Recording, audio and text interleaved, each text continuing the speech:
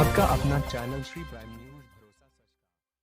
तो लद्दाख के जो एसपीओज हैं उसका जैसे पहले भी मैं जानकारी दे चुका हूं। मैं इस वक्त रामबन में हूं और अभी जम्मू जा रहा हूं। जैसे आप सभी जानते हैं कि जो हमारे जम्मू कश्मीर लद्दाख का जो एसपीओज का मसला था वो इस वक्त ऑनरेबल हाई कोर्ट में ज़ेर गौर है और ऑनरेबल हाई कोर्ट ने नोटिस इशू कर दिए हैं हमारे प्रिंसिपल सेक्रेटरी होम के लिए और डीजी साहब के लिए और प्रिंसिपल सेक्रेटरी लद्दाख के लिए।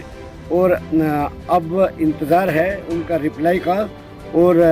उसी रिप्लाई को मद्देनज़र रखते हुए मैं दिल्ली में भी जाके एक हमारे देश के होम मिनिस्टर जनाब अमित शाह साहब के ऑफिस में जाके भी एक मेमोरेंडम दिया है हमने, जिसमें हमने ये गुजारिश की है कि वो जम्मू कश्मीर के होम डिपार्टमेंट को डायरेक्ट करें कि इनका जो रिप्लाई है यानी नोटिस का जवाब है वो फौरी तौर पर दिया जाए, ताकि जम्मू कश्मीर और लद्दाख के जो हमारे एसपीओज भाई और बहनें हैं वो मज़ीद परेशान न हो। क्योंकि इस वक्त आप देखते हैं एक तो इस वक्त आजकल फिर कोविड-19 का दौर फिर आ चुका है और हमारे जो एसपीओज भाई बहनें हॉस्पिटल में देखो, नाके में देखो, जहाँ भी आप देखोगे तो वहाँ पर एसपीओज आपको ड्यूटी करते हुए 24 घंटे ड्यूटी करते हुए मिलेंगे। और अब हम होम डिपार्टमेंट से भी अपील करना चाहेंगे और वही हमने गुहार लगाई थी होम मिनिस्टर ऑफ इंडिया के ऑफिस में, कार्यालय में जाके दिल्ली में,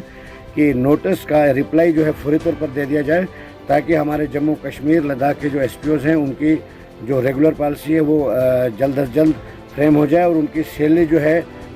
35,000 के हिसाब से तमाम एसपीओज भाइयों को दी जाए, जिससे उनको राहत मिले। उसके लिए मैं अब हमें उम्मीद है कि क्योंकि उस सिलसिले को लेकर ऑलरेडी हमने डीसी में इस वक्त भी डीसी साहब से मिलने आया था और बदकिस्मती ये है कि डीसी साहब कहीं मार्केट की तरफ गए हुए हैं, यहाँ पर ऑफिस में अवेलेबल नहीं हैं। और मैं आपके चैनल के माध्यम से भी डीसी साहब से गुजारिश करना चाहूँगा और सुप्रीम कोर्ट ऑफ इंडिया के सीनियर एडवोकेट की तरफ से भी एक लेटर हमने इशू करवाया है डीसी रामबन साहब के लिए कि इन तमाम प्रोजेक्ट्स की रिपोर्ट दी जाए, क्योंकि हमारे डिस्ट्रिक्ट रामबन के साथ हमेशा से ही सौतीली माँ का सलूक किया जाता है। जिसमें आपने जैसे टूरिज़्म की बात की, मैं खुद प्राइम मिनिस्टर ऑफ इंडिया तक अप्रोच की है मैंने, और उसके बाद सारा कुछ प्रोसेस होने के बाद यहाँ तक कि फंड्स रिलीज़ होने के बाद भी आज हमारा सरगली, शर्वाधार, सुनसेरी, मालिनसर, महूमंगत, नीलटॉप वगैरह इलाके जो हैं जो टूरिज़्म मैप में आइडेंटिफाइड होने के बाद यानी पैसा तक रिलीज़ होने के बाद भी आज तक उस पर कोई भी काम नहीं शुरू किया गया। उसलिए हम परेशान होकर मजबूर होकर, जब पिछली बार मैंने यहाँ का विज़िट किया था उस दौर में मैंने जब कंफर्म किया तो यहाँ पर इस किस्म की कोई कार्रवाई नहीं हुई है, तो उसके बाद मैंने दिल्ली में जाके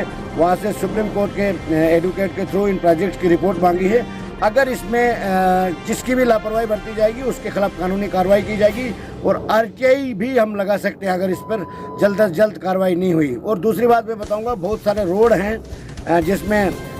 खौड़ा, दरदही वगैरह जो एक इलाका है उस आज तक वहाँ पर रोड नहीं है, उसका सर्वे के लिए आर्डर्स भी कर दिए हैं, सब कुछ कर दिया है, आज तक उस पर सर्वे नहीं हो रहा है। गगननाग एरिया है, सुम्मड़ में हायर सेकेंडरी का मसला है, वो कहीं अरसा पहले अपग्रेड हो गया है स्कूल, रामसू का यहाँ पूछने वाला कोई नहीं है। इसलिए हमने डीसी साहब से गुजारिश की है कि इन चीज़ों को, क्योंकि हमें बड़ी खुशी होती है कि आज जो डीसी साहब हमारे आए हैं वो बड़े ऑनेस्ट हैं, बड़े उनकी हमने सुना है कि वो काम में बड़ी तवज्जो देते हैं और बड़े ऑनेस्ट है और हमें खुशी है कि हमारे डिस्ट्रिक्ट में वो आए हैं। और हम उम्मीद करते हैं कि डीसी साहब को चाहे इन जो लापरवाही ऑफिसर बरतते हैं उनके खिलाफ कानूनी कार्रवाई करें, उनके खिलाफ सख्त एक्शन लेके हमारे जो प्रोजेक्ट्स है जो पेंडिंग है वो मज़ीद पेंडिंग न रहें। सर मैं कहता हूँ कि हमने फर्स्ट प्रायोरिटी पे तो हमारे डिस्ट्रिक्ट के डीसी साहब ही हमारे जो इमीडिएट बॉस हैं हमारे डिस्ट्रिक्ट के, उनको हमने सुप्रीम कोर्ट के एडवोकेट के तरफ से एक लेटर इशू कर दिया और 20 तारीख को मैंने ऑफिस में जाके यहाँ डीसी ऑफिस में रिसीविंग करवा लिया है। और आज मैं जम्मू फिर जा रहा हूँ और मैं एडवाइज़र साहब से फिर मिलूँगा और मैं स्पेशल सेक्रेटरी टूरिज़्म से फिर मिलूँगा और उस पर उनसे भी मैं पूछूँगा कि इस पर ढील क्यों बरती जा रही है। हमारे डिस्ट्रिक्ट रामबन में इतने खूबसूरत इलाके हैं, बड़ी मेहनत करने के बाद ये आइडेंटिफाइड हुए, सेंक्शन हुए और ये टूरिज़्म मैप में इलाके आ गए, और आने के बाद भी फंड्स रिलीज होने के बाद भी कौन ऑफिसर ऐसा है जिसकी लापरवाही से ये सारे प्रोजेक्ट जो हैं डिले हो रहे हैं। और दूसरी बात, आपने जो एक पार्क की बात की थी जो 2016 में हमारे उस वक्त के honourable chief justice of India TS Thakur साहब और लॉ मिनिस्टर हक खान साहब और सुप्रीम कोर्ट के 4 जज साहिबान के सामने उस पार्क का फाउंडेशन स्टोन डाला गया था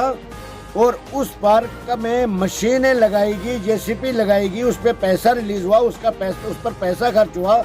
और जो ज़मीन थी, जिस मालिक की ज़मीन थी, वो रुमाल सिंह एक उखराल का रहने वाला है, उसकी ज़मीन को भी उन्होंने बर्बाद कर दिया। न उसको कंपनसेशन मिला, न वो पार्क बनी। और आज पार्क में मलबे की ढेर जो है, ऊपर सड़क का काम हुआ, वहाँ पर बस स्टैंड बना और सारा मलबा जो है उस पर डाल दिया गया है। और इसके लिए भी हमने उस लेटर में जिक्र किया है और हमें पूरी उम्मीद है कि डीसी साहब इस पे एक्शन लेंगे, इस पे कार्रवाई करेंगे। अगर ऐसा नहीं होता है, हम सुप्रीम कोर्ट ऑफ इंडिया की तरफ से आरटीआई फाइल करेंगे वहाँ से, और पूरी रिपोर्ट लेके जिसने भी कोताही बरती होगी, अब मजीद हम बर्दाश्त नहीं कर सकते, क्योंकि हमारे लोगों के साथ हमेशा से ही सौतीली माँ का सलूक किया जा रहा है। अब हम मजीद बर्दाश्त नहीं कर सकते। मैं कहता हूं, जो नेशनल हाईवे का जो हमारा जो ये रोड है, खासकर रामबन और बनिहाल के दरमियान में,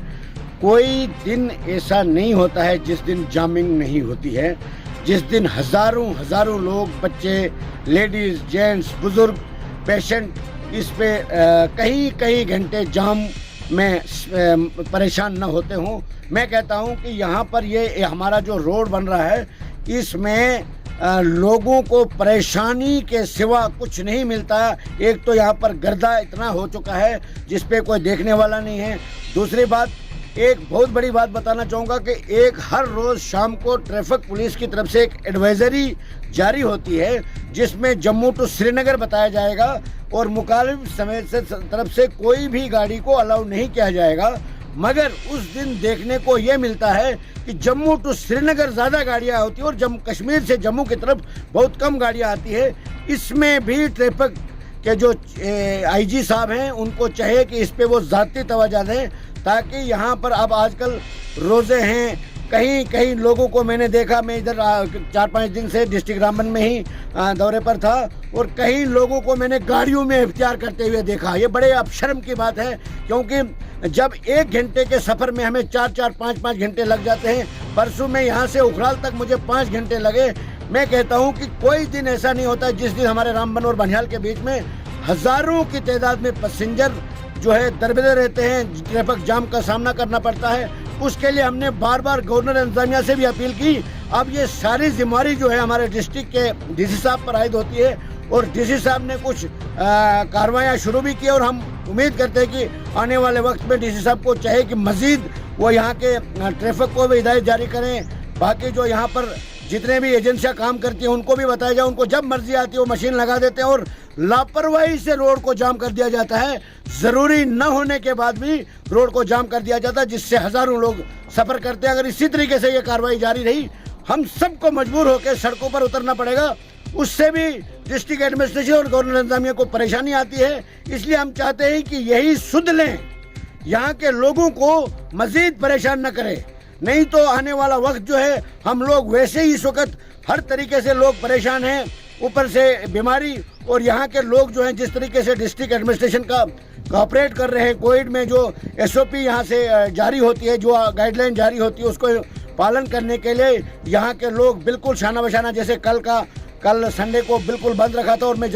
देखा बिल्कुल कंप्लीट बंद रहा। यहाँ के पब्लिक ने भी उसमें भरपूर तावन दिया, और मैं यहाँ के लोगों से अपील भी करूँगा कि कोविड एक खतरनाक बीमारी है, इसमें सोशल डिस्टेंसिंग वगैरह जो भी गवर्नमेंट की गाइडलाइन होगी उसको पालन करें, ताकि हम सब सेफ हैं। लाइफ जब तक ज़िंदगी से बड़ी कोई चीज़ नहीं, जब तक ज़िंदगी जहान है तो जहान है। यही मैं अपील करूंगा कि सभी को कोविड के जो मुतलिक SOPs यानी गाइडलाइन जारी होगी उसको पालन करना हम सबका फर्ज है। शुक्रिया, धन्यवाद। सर एक सवाल सर, जैसे आपने बताया कि ट्रैफिक एडवाइजरी जो निकलती है, क्या लगता है आपको कि ट्रैफिक एडवाइजरी जो निकलती है उसमें कहीं ना कहीं कोताही बरती जा रही है बाई ट्रैफिक? कहीं ना कहीं नहीं यार, एक जब हमारे पास मोबाइल होते हैं, जब सारी चीज़ें ऑनलाइन देखी जाती है, जब हम देखते हैं, मैं अपनी बात करूं, जब भी मुझे कहीं मूवमेंट करनी होती है, जम्मू कश्मीर मेरा हर तीसरे दिन चौथे दिन जम्मू या कश्मीर आना जाना होता है, और मैं जब भी ट्रैफिक डिपार्टमेंट का एहतराम करते हुए जब एडवाइजरी देख के हम सफ़र शुरू करते हैं, और नगरोटा में पहुंचते ही हमें बता दिया जाता है कि आपको आगे जाने के लिए इजाज़त नहीं मिलेगी, और एडवाइजरी में यह कहा जाता है कि ऑल व्हीकल्स जो है वो आज जम्मू टू श्रीनगर जाएगी। और जब हम रास्ते में आते हैं तो उस तरफ से इतनी गाड़ियां आती है कि जाम होने का कारण ही यही है कि जब दोनों साइड से गाड़ियां पहुंचती है, यहाँ पर रोड जो है बिल्कुल डिस्टर्ब हो गया है, रोड खत्म हो चुका है, क्योंकि यहाँ पर काम चल रहा है, इसलिए इसको मेंटेन भी नहीं किया जाता। जबकि इस हाईवे को बनाने के लिए, 4 लाइन को बनाने के लिए बाकायदा तौर पर इन्होंने ये कहा है, लिख के दिया है कि हम रोड को बराबर प्रॉपर मेंटेन रखेंगे। मेंटेन रखने के बाद यहाँ पर जितने एरिया में आप रोड में जब गुजरते हो, आपको लगता है कि एक बहुत बड़ी मुसीबत से मैं निकल के बाहर आया हूँ। ये हमारे रोड का हाल है। और जो एडवाइजरी में 101% लापरवाही बरती जाती है, और इसलिए आईजी ट्रैफिक को चाहिए कि वो ज़ाती तवज्जो दें, और ट्रैफिक हुक्म जो बेचारे यहाँ पर उनको भी परेशानी आती है, मगर गलती